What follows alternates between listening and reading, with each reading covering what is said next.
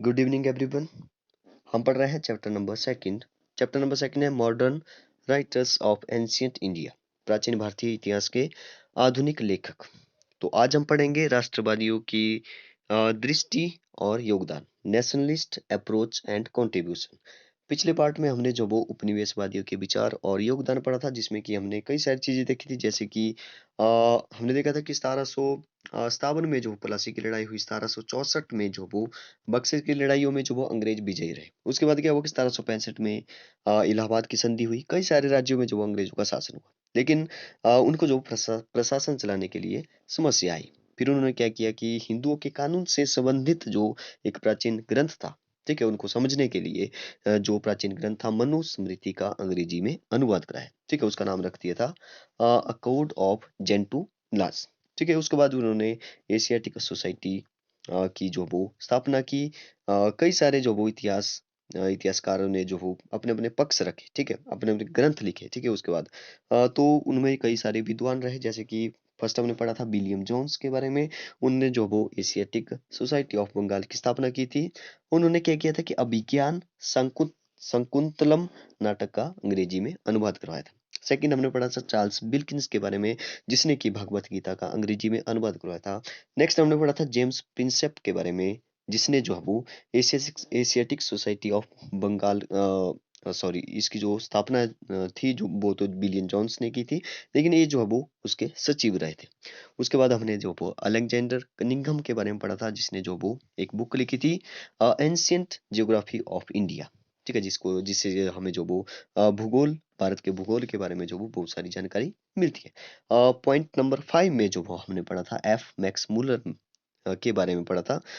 उसका भी जो वो उसने कई सारे भारत के प्राचीन धर्म ग्रंथों को अध्ययन किया और उसका जो वो अंग्रेजी में अनुवाद करा था। इनमें जो वो ऋग्वेद, उपनिषद, वेदांत और दर्शन से संबंधित जो वो कई सारे बुक्स थी, ठीक है। उसके बाद लास्ट हमने पढ़ा था बी ए स्मिथ के बारे में, जिसने जो वो अर्ली हिस्ट्री ऑफ इंडिया नामक एक विख्यात पुस्तक लिखी थी। तो आज हम पढ़ने वाले हैं नेशनलिस्ट अप्रोच एंड कंट्रीब्यूशन। तो चलिए स्टार्ट करते हैं आज का लेक्चर। सबसे पहले पश्चिम विद्वानों ने अपने ग्रंथों में भारतीय इतिहास के तथ्य को जानबूझकर तोड़ मरोड़ कर प्रस्तुत किया था, ठीक है। जो पश्चिम के विद्वान थे, उन्होंने जो वो अपने ग्रंथों में जो भी इतिहास था भारत का, तो उसको जो वो तोड़ तोड़ मरोड़ कर, ठीक है, तोड़ मरोड़ कर लिखा। उन्होंने जो वो अंग्रेजों को जो वो थोड़ा सा बड़ा चढ़ा करके जो वो उन्होंने बताया, ठीक है। भारत भारतीय विद्वानों और विशेषतः उन विद्वानों के लिए जिन्होंने पश्चिम शिक्षा प्राप्त की थी असहनीय थी। उन्होंने प्राचीन कालीन भारतीय सभ्यता और संस्कृति का वास्तविक चित्र लोगों के समक्ष रखने के उद्देश्य से अनेक पुस्तकें लिखी। इन विद्वानों के द्वारा किए गए प्रयासों का संक्षिप्त विवरण निम्नलिखित है।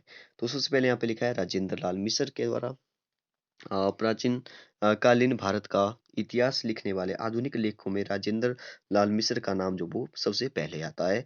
वह प्रथम ऐसा विद्वान था जिसने भारतीय इतिहास के लेखन में तर्कपूर्ण दृष्टिकोण को अपनाया, ठीक है। उसने अनेक वैदिक ग्रंथ और इंडो आर्यंस नामक एक विख्यात पुस्तक लिखी। तो कई बार एग्जाम में पूछा जा चुका है कि इंडो आर्यंस जो वो बुक जो वो किसने लिखी थी, तो ये लिखी थी राजेंद्र लाल मिश्र ने लिखी थी, ठीक है। आगे लिखा है कि इसके द्वारा उसने यह प्रमाणित करने का प्रयास किया कि भारतीय सभ्यता और संस्कृति बहुत ही महान थी, ठीक है।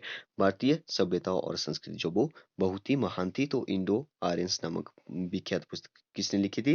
राजेंद्र लाल मिश्र, ठीक है। सेकंड, रामकृष्ण गोपाल भंडारकर, ठीक है, इसने क्या किया था?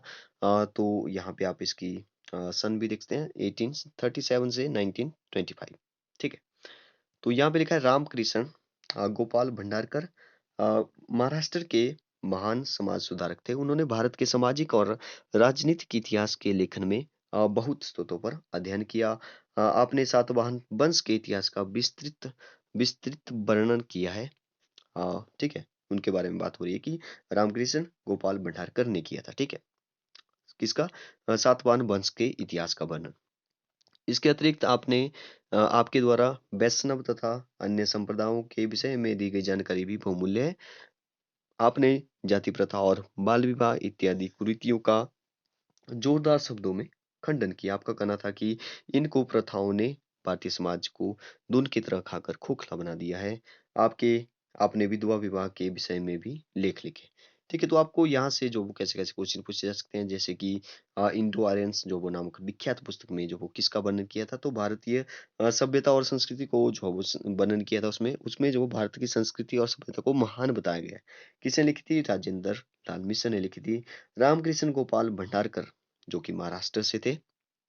ठीक है, इनके द्वारा भी कई सारी बहुत ही अच्छी-अच्छी बातें जो है वो कही गई थी। ठीक है, ओके, तो आज के लिए इतना काफ़ी है। Okay, thank you and have a nice day.